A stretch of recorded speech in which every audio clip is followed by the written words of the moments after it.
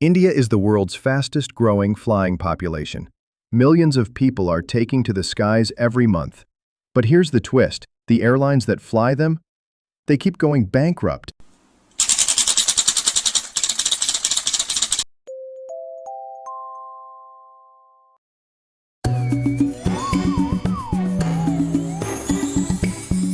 Let's give our passengers some more space. Let's give our legs some more room. Let's give our backs a rest. That's a good idea. Introducing our spacious new economy class. It's the little touches that go a long way. Jet Airways. It all started in the 1990s. India opened up its skies to private airlines. For the first time, flying wasn't just for the elite. It was for everyone. Jet Airways became the new face of corporate India. Premium service, massive network. Kingfisher Airlines promised to make flying glamorous again. Free meals, leather seats, even onboard parties. Vijay Mallya, the flamboyant liquor tycoon behind Kingfisher, called himself the king of good times.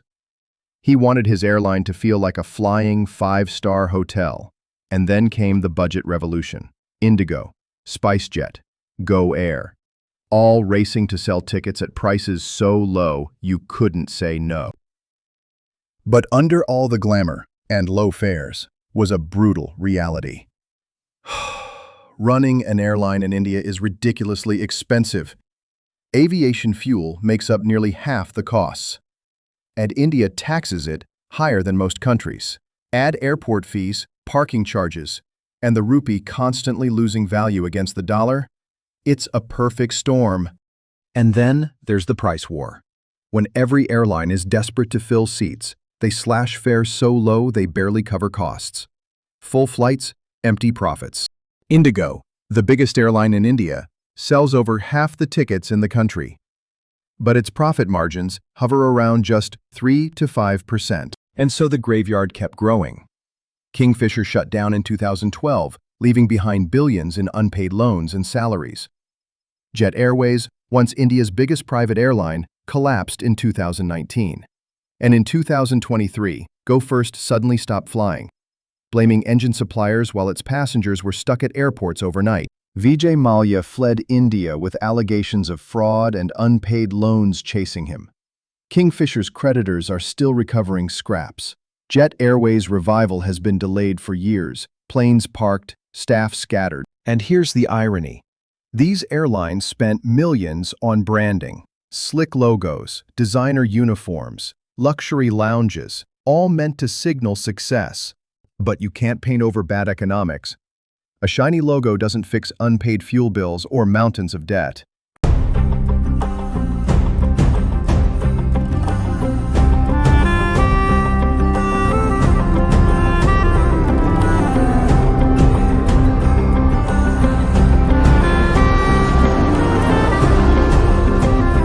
So, can India break the cycle? The Tata Group, India's biggest business house, has bought Air India back from the government. They're spending billions to modernize it. New planes, new branding, new ambitions. Indigo still dominates, with over half the domestic market. And startups, like Akasa Air, promise to grow slow, keep costs tight, and avoid the old mistakes. Meanwhile, India's government is betting on massive new airports and regional routes to spread the load and bring in new passengers. But the real fix isn't just new planes and new logos. Unless India lowers taxes on fuel, cuts costs, and stops brutal price wars, another big airline could crash tomorrow.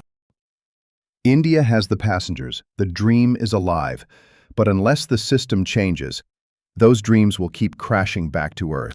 So what do you think?